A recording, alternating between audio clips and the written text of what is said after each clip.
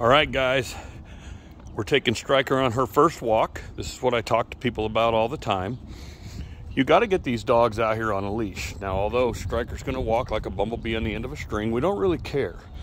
We just want to get her exposed to having something on her neck. You notice that we're not yanking her all around and being all stressed out about how she's walking. We're just letting her have fun. Get her out here, let her wander. So I know not everybody has a rural street like this, but the key is to keep your dogs away from everybody's front yard.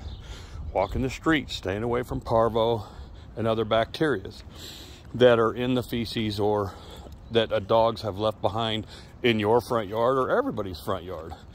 And so the key is just to get this dog out here to walk a ways and get them stimulated with the outside world.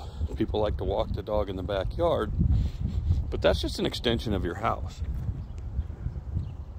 The more we get them out here in the world, the better your dog will be. So today is day number 6, and she has met, I don't know, about 30 people so far, about 5 or 6 dogs. She's doing pretty good. Meeting a lot of people. She went to the vet today, got a checkup, and just did great there. Met all kinds of people. They loved her. So this is the kind of stuff we do, guys. And although Jamie's walking her on the right now, that's not as important on day 1, whether it's left or right. We want to try to walk her on the left-hand side, but what's really important, we'll talk about her eating a leash here in just a second. What's really important is just getting her out here and getting her exposed to having something on her neck. Now, she is upholding her name as the Maligator as she tries to eat the leash, but I see every dog eat the leash. Chihuahuas, Labradors, everybody. Dogs eat the leashes. People say, I can't walk my dog because it's eating the leash. So I'm going to show you a fix. Jamie and I are going to swap right here, and I'm going to show you the fix for the biting on the leash. Okay. No, no, no, no, no. You just give it a little bump. Make it uncomfortable for them to chew. Don't pull too hard and rip their little teeth out. Put a little bump with the leash and make it uncomfortable for them to have it, and they'll quit doing it. Come on. So she wants to slow down for mom. Good girl. We're just going to speed her up and let her walk. Now, that's more than far enough. In a regular neighborhood, we've gone down 4 or 5 houses. I would turn back and I would go 4 or 5 houses back to the house, walk up the driveway and put my dog up. And that would be the end of the walk, okay?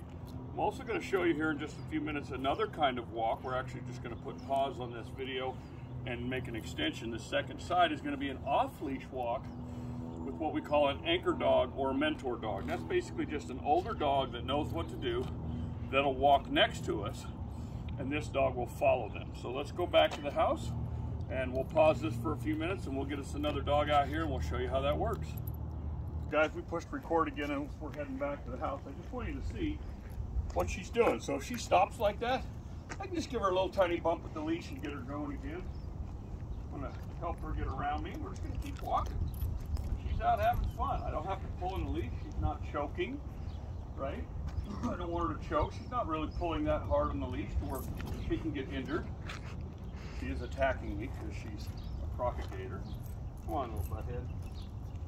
But right now, I don't really pay a lot of attention. You can't fix everything in a day. We kind of address one thing at a time. Right now, we're addressing her having something around her neck and walking down the street. And in my opinion, she's doing a great job for her first time doing it. So I'm happy. So we're going to finish walking her in the house. We're going to go back and get the anchor dog, and we'll see you in a minute. Okay, so I'm going to let the saber-toothed monster off the leash here. She's bouncing around like crazy. We've got Simon out. And Simon is off leash. And so what Jamie's going to do is ask Simon to stay in a heel.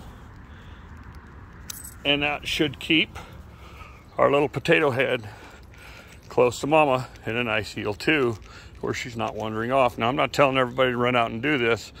I'm telling you to do this if you can control. So even if Simon was on a leash, as long as you can control his whereabouts, that will generally control puppy's whereabouts. Now, Simon doesn't like her very much, because she's a little pistol. She keeps pulling on his ears with her razor sharp teeth.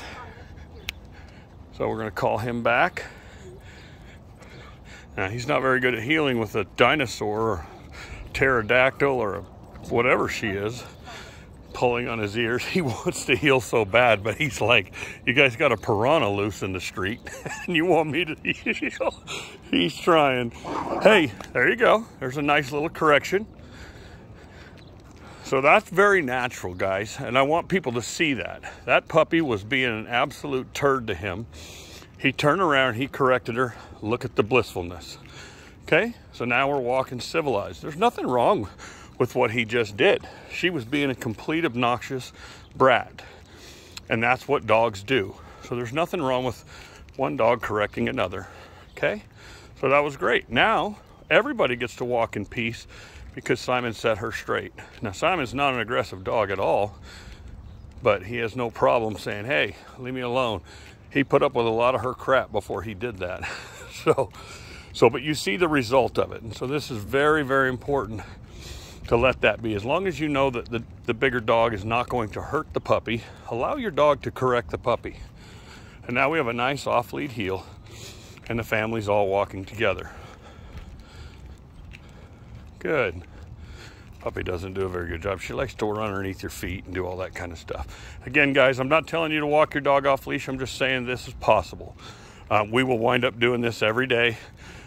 Simon, using the anchor dog to control the whereabouts of the puppy.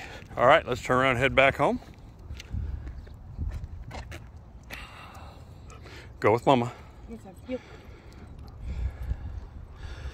Good. And we got a nice walk going on. Good job, guys. Well, we got to see quite a bit. So the Simon correcting the puppy was actually just a little added bonus. So everybody got to see how that works. And now she's going to be obnoxious. He's trying to like get away from her. And she's not going to leave him alone. So he's going to correct her again here in a second. And she's not going to be happy. I'm not worried about him hurting her, but he certainly will put her in her place. Good job, guys. All right, everybody. So take your dogs on a walk. Be safe. Stay away from parvo. Stay away from dog poop. Stuff like that.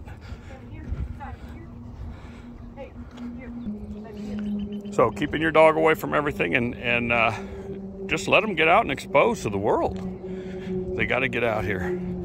The more you do, the better the dog will be.